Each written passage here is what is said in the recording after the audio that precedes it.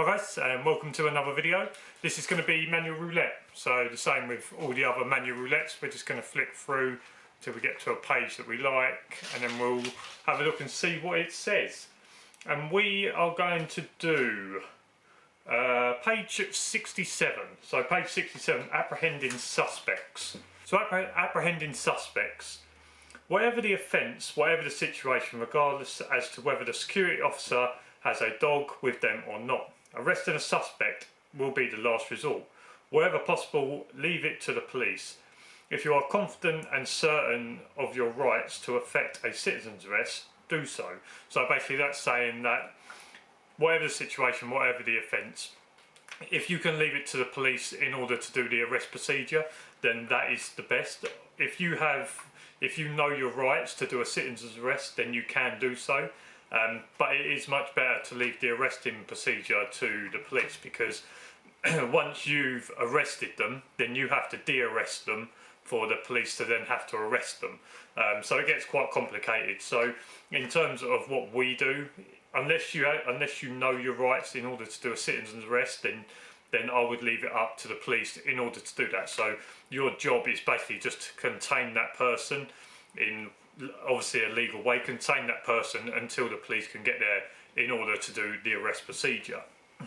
Assignment instructions will detail responsibilities in relation to arrest. However, if placed in a situation where an arrest must be occasioned, there are several situations a handler may find themselves in, and certain procedures that will need to be adopted with the dog.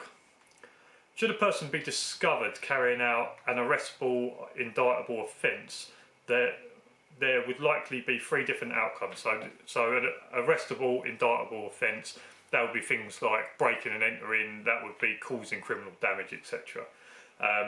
So there are three different outcomes. The offender may run off and escape.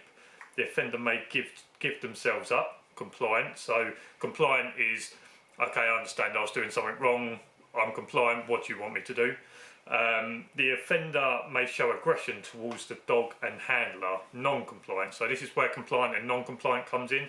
So compliant, they'll give themselves up, they'll say, all right, I've been caught out, I understand I've done wrong, what do you want me to do? Non-compliant, they'll show aggressions towards you and the dog, therefore then you have to deal with that situation to turn them from non-compliant into compliant. Whatever the outcome, the initial action should remain the same. A verbal challenge. So you guys will know about my challenges video, where there are challenges that you shout in order to make them know who you are, etc.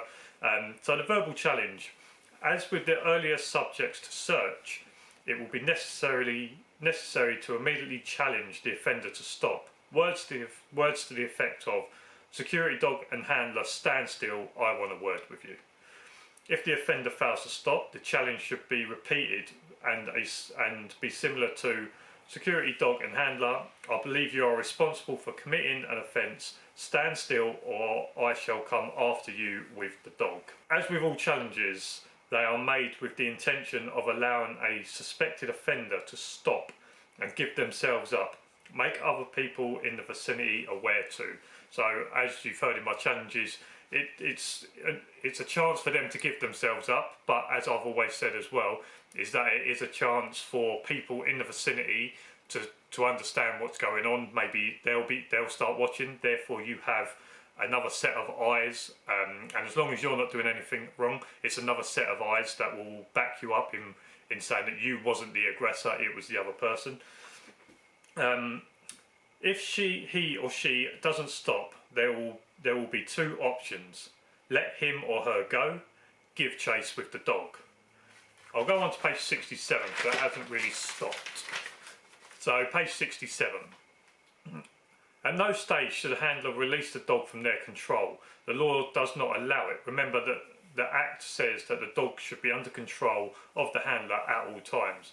The current code of practice of BS 8517 Part 1 states that you should be on a leash at all times. So when it says that I will, what was that actual one it said? When it said I shall come after you with the dog. Now we all know that you can't just release the dog off lead. unless it is sort of a life or death situation. Whether you'll get to that point ever is up to your discretion. But then obviously if it goes to court, you have to be able to say that my life was in danger, therefore this is why I let the dog off lead. So at no stage should the dog be released from your control, i.e. off leash. By allowing your dog off lead to bite, the handler releases a potential weapon, even an offensive weapon, at a worse, a potential killer. Your dog could also bite an innocent third party, then what? So that brings up the point of, okay, so it becomes a life or death situation and you've let your dog off leash in order to go and bite that person, in order to keep the distance and your safety. But what happens if there's someone that's completely unrelated that walks by or walks past and the dog decides actually you're closer than that person, so therefore I'm going to go at you? Yes, you can teach your dog to target certain people, but in a real life situation the dog could see that innocent bystander as a possible threat because they're in the same situation. Let the offender go. If it is decided that it is not possible to apprehend the offender or not safe to do so, normal procedures should be applied in the situation. For instance, note a description of the offender, note his or her accent if there was a conversation, note his or her direction of travel. Was he or she carrying anything? So they're the things that you're going to want to need to jot down. So a description of the offender, so all dressed in black, had black Adidas trainers on with 3 white stripes, black cargo shorts, a black hoodie with a balaclava, whatever it is, whatever the description is you can. A note of his or her accent, so that doesn't have to be French, Spanish, it could be Liverpudlian, it could be a Geordie accent, it could be a Manchester accent, it could be a Cockney accent. Note his or her direction of travel. Now that comes down to things I've said before about knowing your surroundings. So when they say, so you can ring them up and say, right, they jumped over a fence onto London Road, those going down London roads towards Brighton Road. Therefore, then the police have an area that they can say, well, this person is going towards this area.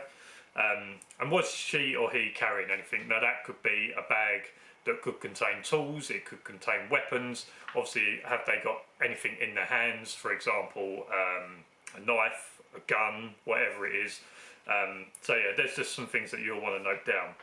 Naturally, the police and your control room should be notified immediately. The handler should then remain at the scene until assistance arrives. Remember that the offender that was seen may not be the only offender, and by containing the area until police arrive, may in fact assist with the arrest of a co-conspirator. So just because you're dealing with that one person doesn't mean they're the only one. Maybe there's someone else that's hiding. Now obviously if you are dealing with that one person, always be aware of your surroundings, because someone could walk from behind you, someone could do whatever, but sometimes some people could be hiding in a bush or whatever, waiting for you to walk away in order for them to leave. So don't just assume that once you've got rid of that person, that's it. Make sure you go and do a patrol of the site. Make sure you contain the area until the police get there. Giving chase with a dog. As we have made clear, any pursuit with a dog will be on leash with the handler in tow. The aim and objective of giving chase is naturally to make the offender stop. Should this situation occur and the offender is chased and stops because they are being pursued, it is imperative that the dog is not allowed to bite or harm the offender in any way. It is likely that the offender has stopped because of this fear. To allow a dog to bite now will be unreasonable force, making you liable to prosecution and possibly your dog to being destroyed. So if you are giving chase or you are following someone and they stop because they decide, okay, I'm not going through with this, I'm just going to stop and then become compliant, you can't just walk up and let the dog bite in order to get that person to sit on the floor. If they've become compliant, therefore you can't use your dog. That situation was obviously changed if they, where it says that it is imperative that the dog is not allowed to bite or harm the offender in any way. So yes, if they stop and they're compliant, then no, you can't use your dog on that person. But if they become compliant and then become non-compliant, then obviously your safety is put in jeopardy, then therefore you can use the dog. So where it says that if they stop because of the fear of the dog, if that then turns to non-compliant and aggression towards you, therefore you now can use the dog. So because you can use reasonable force towards aggression to you. Using reasonable force to someone that is compliant is over the top, therefore liable to prosecution and your dog possibly being destroyed. So that was pages 67 and 68 of the manual. I think that's a little bit about compliant, non-compliant as well. That's an important part of this job, about obviously if someone is compliant and sort of the arresting procedure, but also the non-compliant, or if they try to escape, maybe what you should do. So if you found that information helpful, make sure you give this video a thumbs up, subscribe down below for loads more videos. If you've got any comments, put them in the comment section below. And as for now, I'll see you again next week. Cheers for watching. See you later. Bye.